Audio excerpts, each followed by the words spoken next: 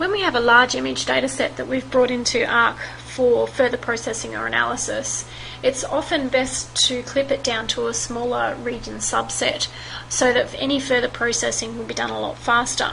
So what I'm going to do here is I've brought up the NDVI image in the viewer window, and we also have the tree crowns layer. Now if I zoom into the tree crowns layer, it's a much smaller area, and that's only the area that we want to analyse here. So what I'm going to do is, in the Arc toolbox, if you haven't got Arc Toolbox activated already yet, you can see in the toolbar area you can bring it up where it says Arc Toolbox window. So you need to just simply click that on, and that will toggle that on or off. So I've got the Arc Toolbox here, and under Data Management Tools I can scroll down and click on Raster and then Raster Processing. And under the Raster Processing box I have the option for the Clip tool. So if I double click on this to start with, and asks me for the input raster, that's simply going to be my NDVI image. Just excuse that error there. So I open the NDVI image up, and the output extent is going to be based on the tree crowns layer.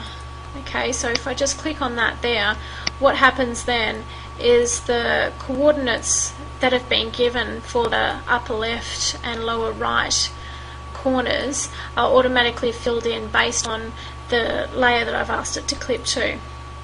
So once I've done that, all I need to do is to get an output raster dataset, which you navigate to your output directory there, and I have already created it, but that's what it's going to be called, the NDVI sub. And once you've done that, all you need to do is click OK, and that will run the process. So I'll cancel that anyway and open the resultant file that you should see here, which is my NDVI sub.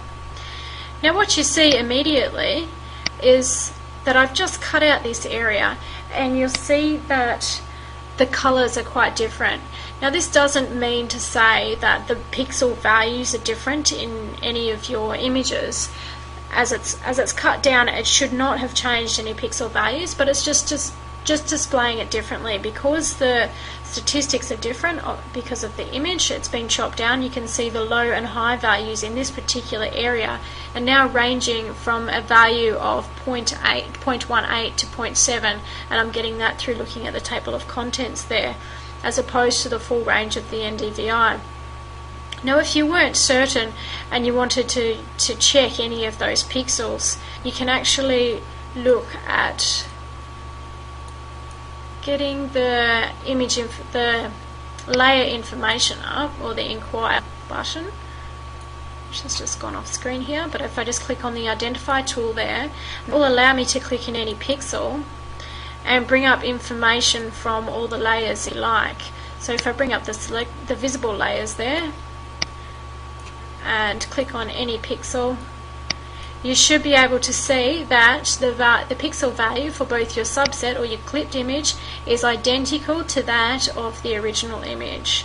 Okay, so even though it's displayed differently, and you'll see that in the stretched value down the bottom here where it says stretch 214 for the NDVI sub, and a value of 204 in the full NDVI image. So that's just a check to make sure that nothing funny is going on when you clip your data.